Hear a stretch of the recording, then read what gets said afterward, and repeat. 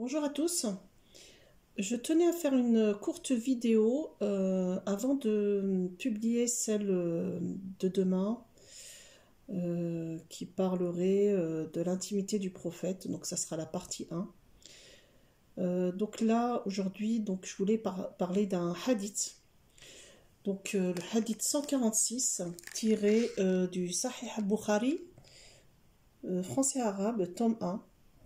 Maison d'Anour et l'édition 2023. Voilà. Donc je vous lis le hadith. Selon Aïcha, les femmes du prophète sortaient la nuit lorsqu'elles avaient à satisfaire un besoin naturel et se rendaient à Al-Manassir, un vaste tertre. Tertre, c'est-à-dire une petite colline ou une butte. Voilà. Bien qu'Omar eût dit au prophète d'empêcher ces femmes de sortir, l'envoyé de Dieu n'en avait rien fait. Une des femmes du prophète, Saouda bintu Zama, qui était d'une taille élevée, étant sortie un certain soir à la tombée de la nuit, Omar l'interpella en ces termes. « Hé, Saouda, je te reconnais !» Omar agit ainsi parce qu'il désirait voir édicter la prescription du voile. Et de fait, Dieu révéla cette prescription. On a le numéro 137 écrit en tout petit là sur le mot prescription. Ça nous envoie donc au Coran, sourate 33 verset 59, sourate 33 verset 53 et sourate 24 verset 31. Bien sûr on va me dire mais ça un hadith daïf, il est faible, etc. Je suis désolée, mais sahih ça veut dire authentique. Vous demandez à un imam, il va vous dire que Sahih Bukhari, c'est le deuxième livre sacré après le Coran, et donc si on rejette un hadith, on n'est pas sunnite et on n'est pas musulman. Voilà. Enfin, on n'est pas sunnite surtout.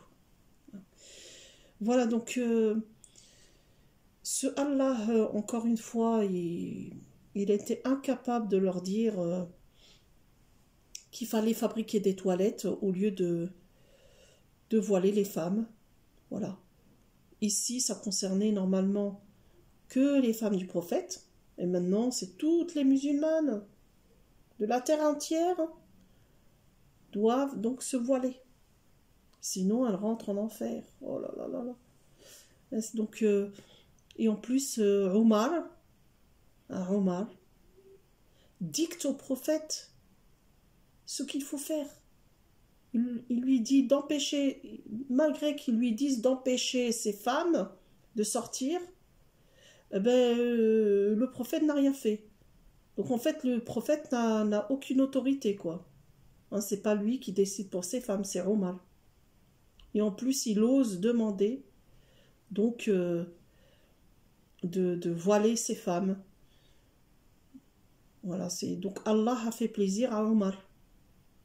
Parce qu'ils désiraient voiler les femmes du prophète, en fait. Voilà, maintenant, ils ont voilé toutes les musulmanes, les pauvres musulmanes. Donc, vous portez le voile, à cause de Saouda qui est partie faire caca, et à cause de Omar. Voilà. Donc, je vous dis, si ma vidéo vous plaît, encore une fois, vous vous abonnez.